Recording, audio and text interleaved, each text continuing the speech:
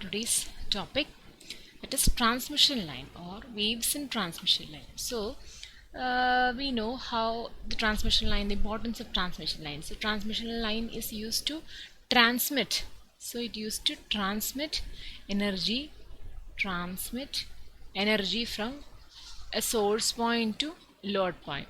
So it occurs at two main frequencies. One is at lower frequency and one is at higher frequency. Power, that is 50 hertz power transmission ആണ് നമ്മുടെ lower frequency power distribution പറയുന്നത്. Then communication signals are radio signals at a higher frequency, right?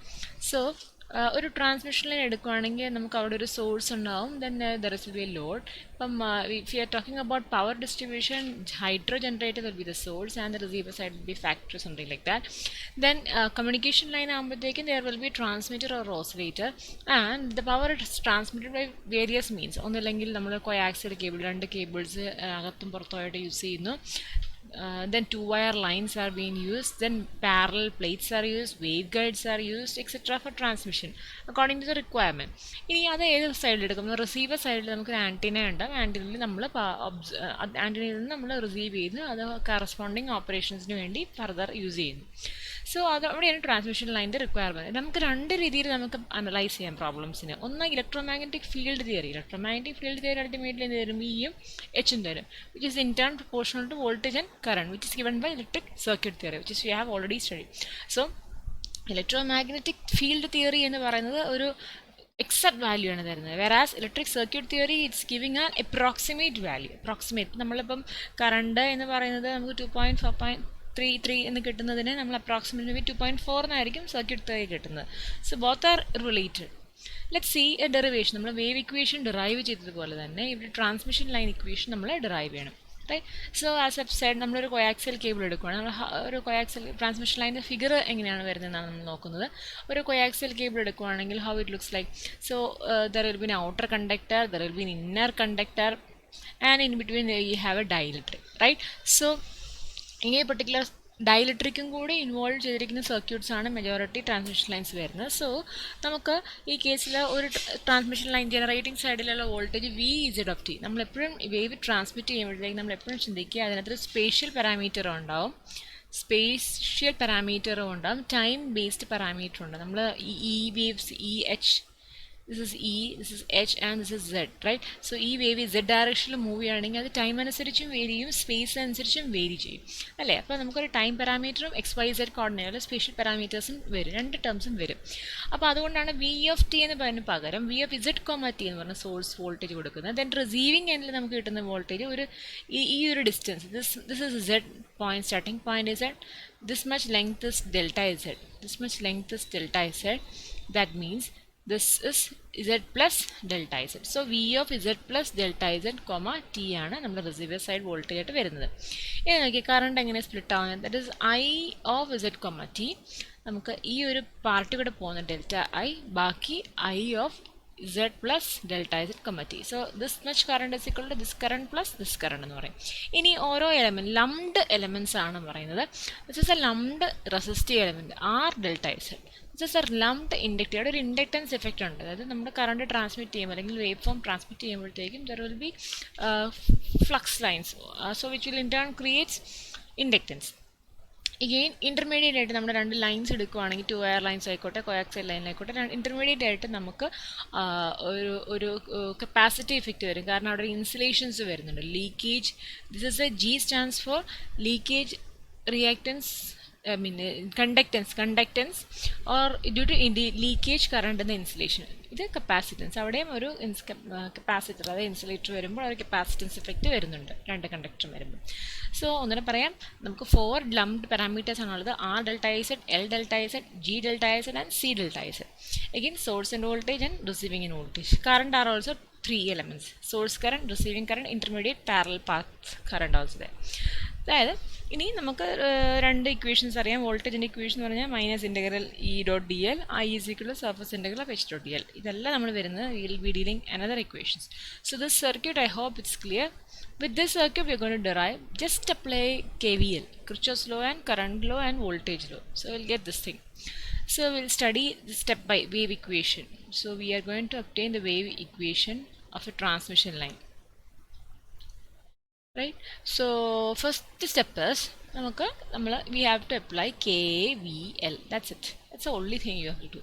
Second step is we have to apply KCL. That's it. So നമ്മൾ ഈ applied വോൾട്ടേജിനെ നമുക്ക് എങ്ങനെ divide ചെയ്യാം? Drop across resistance plus drop across inductance plus this much voltage. This much voltage is nothing but V of Z plus delta Z into T. So V of Z comma T will be equal to R into delta Z into IF, resistance into current, I of ZT. Then this is what L into delta Z. L into, this is nothing but L into di by dt. എന്നുള്ള ടേമിലായിരിക്കും വരുന്നത്. So L into delta Z into dou by dou T of I of Z comma T plus V of Z plus delta Z comma T. Right. ഇനി second സ്റ്റെപ്പായിട്ട് നമ്മൾ അല്ലെങ്കിൽ first സ്റ്റെപ്പിനെ കണ്ടിന്യൂഷനായിട്ട് നമ്മൾ ചെയ്യണം, ഒന്ന് rearrange ചെയ്ത് വെക്കണം. നമുക്കിപ്പം ഇത് ഈ ഒരു ടേമിൽ, അതായത് വി എഫ് ലോഡ് സൈഡിൽ കിട്ടിയ വോൾട്ടേജ് നമ്മൾ ഒന്ന് അടുപ്പിച്ച് എഴുതുന്നു. ഈ ഡെൽറ്റ ഇസഡുകൾ നമ്മൾ ഡിനോമിനേറ്ററിൽ കൊണ്ടുവരുന്നു. റൈറ്റ്. സോ മൈനസ് ഇത് ഇവിടെ വരുമ്പോഴേക്കും മൈനസ് വരും. Minus of V Z plus delta T comma minus V Z. അപ്പോൾ ഇതും പ്ലസ് ആയി കിട്ടും. ഡിവൈഡ് ബൈ ഡെൽറ്റ സെഡ് ഇട്ടു. ബാക്കി എന്താ? R into I F Z then plus L into doh by doh T of I F Z. So that is equation. ഇനി ഈ ഇക്വേഷനിൽ നമ്മൾ ഡെൽറ്റ ഇസഡ്, അതായത് ഡെൽറ്റ ഇസഡ് നമ്മൾ സീറോയിലേക്ക് ടെൻഡ് ചെയ്യുക. സീറോയിലോട്ട് ടെൻഡ് ചെയ്ത് കൊടുക്കുമ്പോഴേക്കും നമുക്ക് ഇതെന്ത് കിട്ടും? ഇത് മാക്സ് ഡി ബൈ ഡി ടി അതിന് വരുന്ന second instant minus first instant by time അല്ലേ. അതുപോലെ ഈ കേസിൽ ഇതിനെ കൺവേർട്ട് ചെയ്ത് ഈ ന്യൂമറേറ്റർ നമ്മൾ കൺവേർട്ട് ചെയ്ത് doh V F Z T by doh Z നമുക്ക് റീപ്ലേസ് ചെയ്യാം. ബാക്കിയുള്ള റൈറ്റ് ഹാൻഡ് സൈഡിലുള്ള ടേംസ് അതുപോലെ തന്നെ എഴുതി. So this is the first equation which is known as A, equation A. Similarly, apply KCL at which node we have a node point over here. So how can you write? This is I of Z comma T. This leaving current is I of Z plus delta Z. So നമുക്ക് I of Z plus delta Z T plus delta I എന്ന് പറയുന്നത് source current ആയിട്ട് എഴുതാം അല്ലേ. So I of Z T is equal to delta I plus I Z plus delta Z comma T. See how can from that you have to obtain what is delta I, right? So delta I എന്ന് പറയുന്നത് G delta Z into V, because I equal to V by R is equal to V into G, you can write. So this concept is applied over here, so that you have to write plus C into delta Z into dou V by dou T you have to write. Then substitute this over here. Also rearrange the term. ഈ ഐനെ നമ്മൾ ഈ പോയിന്റിലോട്ട് കൊണ്ടുവരിക. Then delta S എടുത്ത് താഴത്തോട്ട് കൊണ്ടുവരിക. Then similar to this thing you get another equation. So minus I Z plus delta S T plus ഇത് plus ആയി പൊക്കോളും. I Z by delta S equal to G V Z plus delta S plus C V Z plus comma T. Right. ഇനി അതിൽ നിന്ന് delta എസിന് zero tend ചെയ്ത് കൊടുത്ത് കഴിയുമ്പോൾ നമുക്ക് ഡിഫറൻഷ്യൽ ഫോമിൽ ഇക്വേഷൻ നമ്പർ ബി കിട്ടും. Right. So again from equation number A and equation number B നമ്മളൊരു ചെറിയ അറേഞ്ച്മെൻറ്റ് ചെയ്യണം. അതായത് വി ഓഫ് ഇസഡ് ടിക്ക് നമുക്ക് ഹാർമോണിക് ടൈം ഡിപ്പെൻഡൻസ് എന്ന ഇക്വേഷൻ കൊടുക്കും. That is real part of V S of Z into e raise G omega T. I of Z comma T എന്ന് real part of I S of Z into e raise G omega T എന്ന് replace ചെയ്യാം. See this equation has shrinked in to this thing. നമുക്ക് നോക്കാം എങ്ങനെയാണെന്നുള്ളത്. Right. Again doh by doh ടിന് നമുക്ക് എങ്ങനെ കൊടുക്കാം? എസ് അല്ലെങ്കിൽ ജെ ഒമേഗ എന്ന് റീപ്ലേസ് ചെയ്യാം. So I have written G V പുറത്തേക്ക് എടുക്കുകയാണെങ്കിൽ വി എസ് എന്ന് പേര് കൊടുക്കുകയാണെങ്കിൽ നമ്മൾ ഹാർമോണിക് ടൈം ഡിപ്പെൻഡൻസ് ഫോമിലോട്ട് കൺവേർട്ട് ചെയ്യണം. G plus C J omega. കണ്ടോ? G plus C J omega into V S വെളിയിലെടുത്തു. ഇനി ഇതിന് പകരം ഡോ ഐ ബൈ ഡോ ഇസഡിന് പകരം നമുക്ക് D I of S by D Z. അപ്പോൾ നമ്മൾ ഈ ഒരു ഫോമിലോട്ട് കൺവേർട്ട് ചെയ്ത് എഴുതി. ഇതേപോലെ വോൾട്ടേജ് ഇക്വേഷൻ നമ്മൾ പ്രീവിയസ് സ്ലൈഡിൽ നമ്മൾ കണ്ടു. This was the voltage equation. അപ്പം R plus L J omega into I F S എന്ന് എഴുതുന്നു. So this was the final equation equation C എന്ന് പറയുന്നത്. ഇനി ചെയ്യേണ്ടത് നമ്മൾ ഈ ഇക്വേഷനെ ഒന്ന് ഡിഫറൻഷിയേറ്റ് ചെയ്യുന്നു. First equation, this equation we are differentiating. So will get D square V S by D Z square എന്ന് പറയുന്നത് എന്ത് കിട്ടും? R plus J omega L എന്ന് അതേപടി ഇടുന്നു.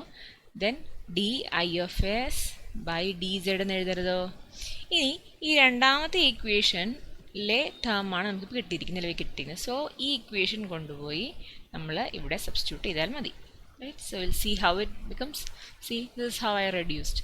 ഇപ്പം നമ്മൾ ചെയ്തതാണ്. minus d square vs by dz square is equal to r plus j omega l dis by dz. Substitute for this term and you'll get this term. ഇനി നമുക്ക് കിട്ടുന്ന ഈ ഒരു ടേമിനെയാണ് നമുക്ക് ഗാമ സ്ക്വയർ എന്ന് പേര് കൊടുക്കേണ്ടത്. So D square V S by D Z square minus gamma square into V S equal to 0. So similar to Helmholtz equation we have derived, that is del square E equal to gamma square into E we have obtained, right? So you remember? So it's somewhat similar to it. അപ്പം അവിടെ gamma square എന്ന് പറഞ്ഞാൽ propagation constant parameters alpha beta അതുമല്ലായിരുന്നു, mu എപ്സിലോണിലായിരുന്നു. അതിന് പകരം ഒരു transmission line, ഒരു ട്രാൻസ്മിഷൻ ലൈനിൽ കൂടെ ഫിക്സഡ് പാത്തിൽ കൂടെ പോകുന്നത്. അപ്പോൾ അവിടുത്തെ എലമെൻറ്റ്സ് ആയിട്ടുള്ള ആർ, എൽ, ജി, സി തുടങ്ങിയ പാരാമീറ്റേഴ്സാണ് അതിന് പകരം വരുന്നത്. Similar to this V S we can write D Z also. This is the wave equation for voltage and current, similar to wave equation for a plane wave. Clear? Very important. Study well. Okay. Thank you.